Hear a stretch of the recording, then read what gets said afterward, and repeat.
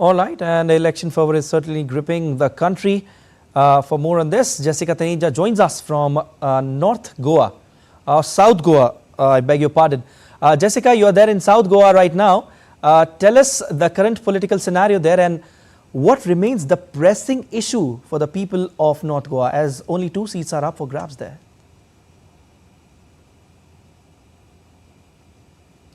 That's correct. 2 seats up for grabs, one from South Goa and the other from North Goa. And it is a pretty heated political battle here. You'd recall, Siddharth, the Prime Minister was here yesterday. In fact, his second meeting in 3 months in Goa. There was another meeting in South Goa on the 26th of April and yesterday at Bits Pilani, where he did talk about voters' issues and how the centre has been able to implement its schemes effectively in the state and how they've been able to resonate with the kind of political capital and in terms of effective governance that could resonate with the state of Goa as well.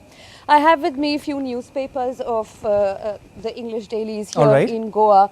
The O Heraldo, it also has the front page of that newspaper, in fact, is talking about Prime Minister Modi's visit here and his particularly his speech where he mentions that there was saturation approach in implementation of central schemes and that the government will do a lot more than it has in the past.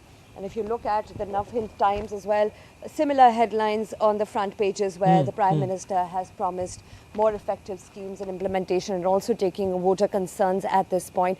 Now, both North Goa and South Goa have different candidates at this point, but the seat of contention is South Goa. In the last election in 2019, the BJP did not win the South Goa seat. Hence, you see a lot of emphasis on the seat of South Goa. And the BJP has put its weight behind Pallavi Dempo. Now, Pallavi Dempo is a political novice, but at the same time, a very thoughtful candidate, approach to a very thoughtful candidate for the seat of South Goa.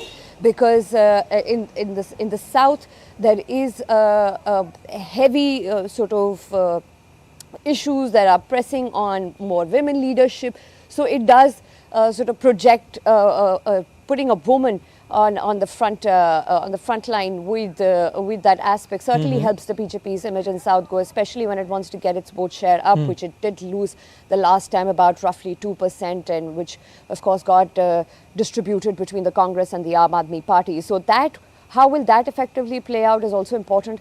And the fishermen community, the Prime Minister yesterday also promised that there will be more that will be done for the fishermen folk here. He recalled that there was a separate department for fisheries that was set up under his leadership, with also Pramod Sawant being the Chief Minister of Goa. On the other hand, the Congress at this point, if you see, and especially in South Goa, you have Veriardo Fernandes. He is a prominent candidate of the opposition.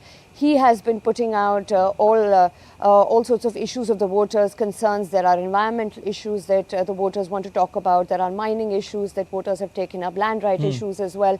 And the Congress has put its weight behind Veriardo, claiming the fact and also indulging in political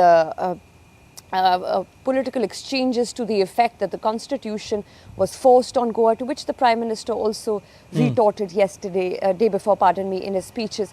So of course the local issues have been picked up at this point, but there is a lot more focus on South Goa than the North. But with that said, North is equally important as. So with what you are saying, Jessica, with what you are saying, bitter competition on the 7th we of can May. make an assessment that the political landscape is changing, especially in South Goa. Now it's hot there in Goa as far as the temperature is concerned. Now, Jessica, how is the campaigning picking up there?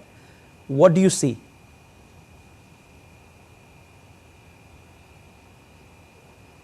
Well, so far there are many rallies lined up just 15 kilometers ahead from us, and we'll be going and speaking to the campaigners and try and get a sense of as to what exactly are the voters looking for and how are they going to be effectively implementing those schemes and, addressing those voter concerns. We had a brief chance yesterday to interact with few voters, and the main concerns on top of their mind is, of course, the cost of living has gone up. There's high inflation, there's joblessness as well, and the youth primarily is looking for more jobs and expecting the government to provide some employment generation to that effect, so that there is more done to Goa than just the commercialization, which has seen a decent success. Goa has seen an increase in in FDI as well in the recent past. It has seen a lot of tourists come around. It's seen a new airport. It's seen infrastructure development. If you come to Goa, you would probably be able to see new roads.